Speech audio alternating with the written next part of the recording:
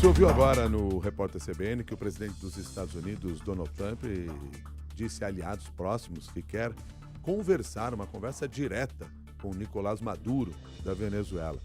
Essa informação foi divulgada no mesmo dia em que o governo dos Estados Unidos incluiu oficialmente na sua lista de grupos terroristas o Cartel de los Soles, uma organização venezuelana que levaria drogas aos Estados Unidos e que Washington diz ser chefiada por Nicolás Maduro.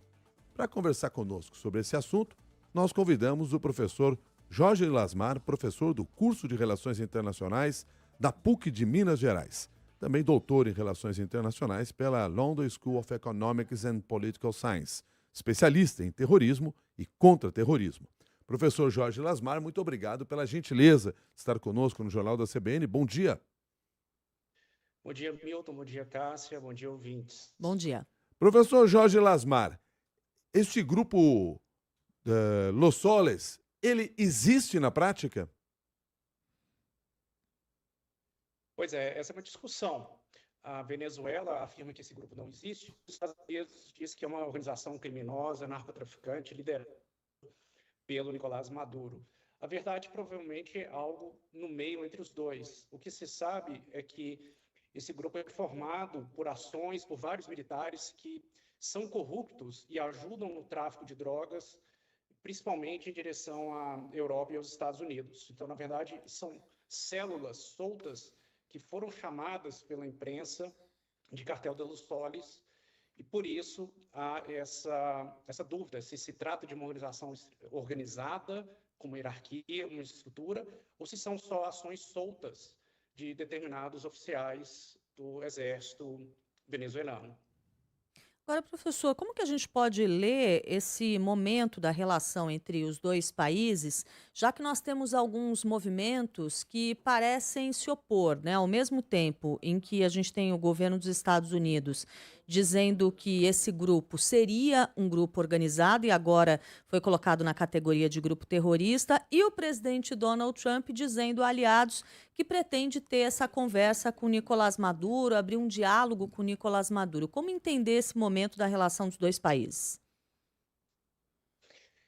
Nós precisamos entender que os Estados Unidos ele vem num movimento crescente contra grupos narcotraficantes. Na verdade, os Estados Unidos já designou mais de 14 grupos narcotraficantes de toda a América Latina como sendo grupos terroristas. Então, precisa de entender desse movimento mais amplo, de uma espécie de um retorno de uma guerra contra as drogas. E, especificamente em relação à Venezuela, os Estados Unidos têm 3 opções ruins. A primeira é um aumento dessa pressão no Golfo, essas ações militares navais que ele tem exercido, e usar isso como um elemento de pressão sobre o governo Maduro. O segundo, que inclusive foi mencionado pelo próprio Trump, seriam ações da CIA, ações encobertas específicas para pressionar e tentar trazer uma mudança, uma queda do governo. E a terceira seria efetivamente uma invasão em larga escala, uma invasão militar. E as 3 opções são ruins e colocam os Estados Unidos sob muita pressão, inclusive uma reação muito forte dos países da América Latina quanto ao intervencionismo americano mais forte, mais contundente. Então, provavelmente, o Trump está sentindo essa pressão e está tentando ver se ele consegue, através do aumento das pressões e operações um pouco menos invasivas, se ele consegue promover essa transição do governo Maduro para evitar uma invasão de larga escala. Mas ele deixa claro que essa possibilidade de invasões ou de ações da CIA não está fora da mesa. O senhor, logo na primeira resposta, chamava a atenção aqui sobre dúvidas que existem em relação ao Cartel de los Soles, se são ações isoladas ou se há uma organização criminosa realmente. E até se realmente essa organização criminosa tem o aval de Nicolás Maduro, que é o que denuncia o governo americano, o governo dos Estados Unidos. Eu queria entender assim, qual é a importância desse cartel, seja ele isolado ou não, do ponto de vista dos negócios no mundo das drogas. A gente tem alguma informação mais precisa sobre esse assunto? E se a principal rota são os Estados Unidos? Sim, hoje praticamente toda a cocaína do mundo é produzida em 3 países da América Latina, né? Colômbia, Peru e Bolívia. E dos dois principais corredores. Nós temos o Brasil, que tem se tornado um corredor muito importante para escoar essas drogas, principalmente para o continente africano, e de lá para a Ásia e para a Europa. Mas a Venezuela tem sido um importante corredor para escoar essa produção de cocaína para os Estados Unidos e para o norte.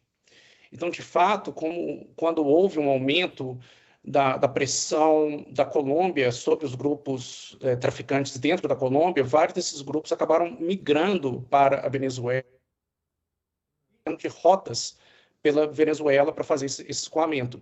Então, como as fronteiras, nós estamos falando de uma região amazônica, as fronteiras são muito porosas, como essas fronteiras são controladas pelo exército, e o exército venezuelano tem vários indícios de corrupção e de envolvimento com esse narcotráfico, se sabe que, de fato, há uma rota importante dessa cocaína que passa ali pela Venezuela e ou sobe para os Estados Unidos, através principalmente ali de Honduras e Nicarágua, ou vai em direção ao continente africano, passando ali por Suriname, pela Guiana. Então, de fato, a Venezuela tem se mostrado como um corredor para o escoamento dessa cocaína. A gente tem observado, professor, pelo menos desde setembro, as tropas americanas realizando diversos ataques, mais de 20 ataques, contra supostos barcos de narcotráfico. E é possível que, em alguns casos, fossem de fato. Mas os Estados Unidos não apresentaram provas nesse sentido. Inclusive, esses ataques ocorreram com muitas mortes, mais de 80 mortes até aqui. De que maneira que isso acaba sendo naturalizado pela comunidade internacional, considerando que a gente tem um país invadindo outros territórios, atacando embarcações, matando pessoas e ninguém se manifesta? Esse é um problema muito grande, na verdade, é uma extensão da própria guerra contra o terror, né? O que a guerra contra o terror fez é que, ao caracterizar aquelas pessoas como terroristas, os Estados Unidos permitiu, pela sua legislação, a execução territorial. Então, vários desses terroristas foram mortos por ataques a drones no Oriente Médio, no continente africano e em outros locais. Então, é por isso que essa designação de grupos narcotraficantes como grupos terroristas é tão importante, porque ela abre o espaço para esse tipo de ação.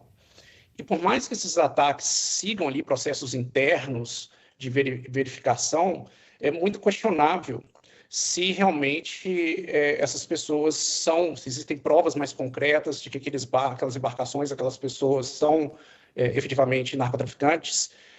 São execuções extrajudiciais, não há o direito de ampla defesa, não há o devido processo legal. Então, isso também é extremamente grave e contrário a grande parte do direito internacional. Professor Jorge Lasmar, muito obrigado pela sua gentileza de conversar conosco aqui no Jornal da CBN. Um bom dia para o senhor.